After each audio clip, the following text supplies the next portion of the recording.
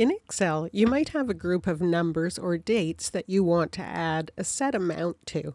For example, you might have a group of numbers and you want to add 100 to everything, or a group of dates and you want to add a week so that you're moving everything to next week.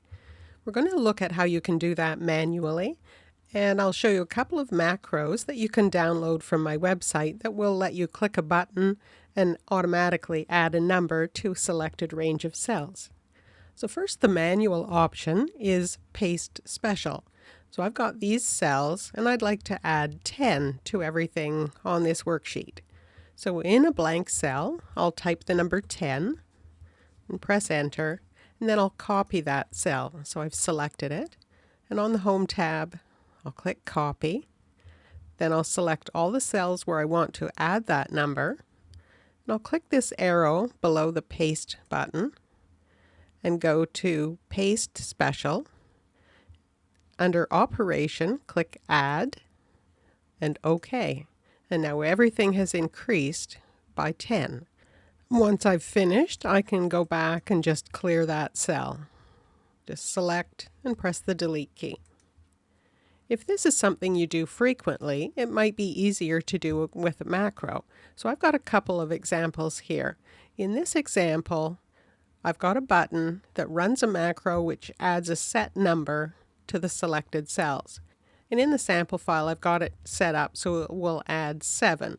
So if I select all of these days, right now it's from the 1st to the 7th of July, click Add 7, and it just adds 7 to every date, so you've automatically moved everything to next week.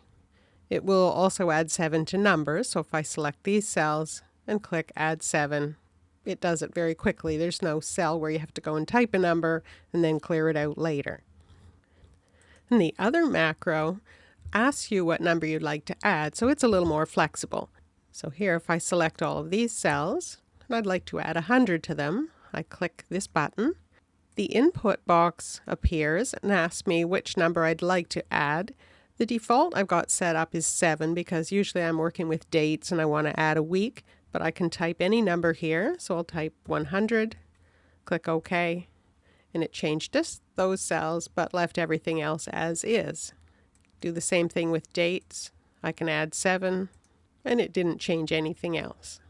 And we'll take a look at those macros. So to see one, I'll right-click on this, click Assign Macro, and it shows the macros in this workbook and the one that we're using on this button. When I click Edit, it takes me into the code for that button.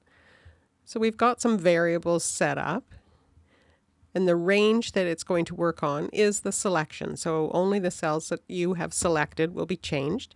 Then we figure out how many rows and columns are in that selection, and it's going to prompt you to put in a number, and there's a string that will show up in that input box. There's also a default number 7, so if you usually add 10 to things, you could change that default to 10, and then you just have to click OK, or change the number for those times when you want to add a different number. Then we create an array that's based on the size of the selection. So going by the number of rows and columns in your selection, it loops through everything. So it loops through each row and each column in that row and picks up the number that's there and adds 7 to that, or whatever number you've put in that input box.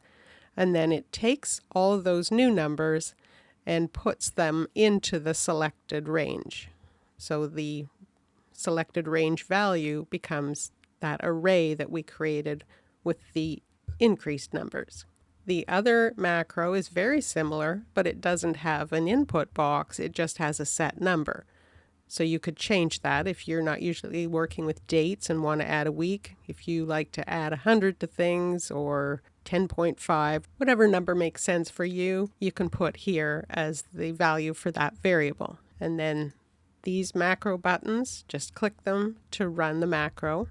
Or you could add those macros to a workbook that you have open all the time, like your personal workbook, and then make an icon up in the Quick Access toolbar or on the ribbon to run that macro.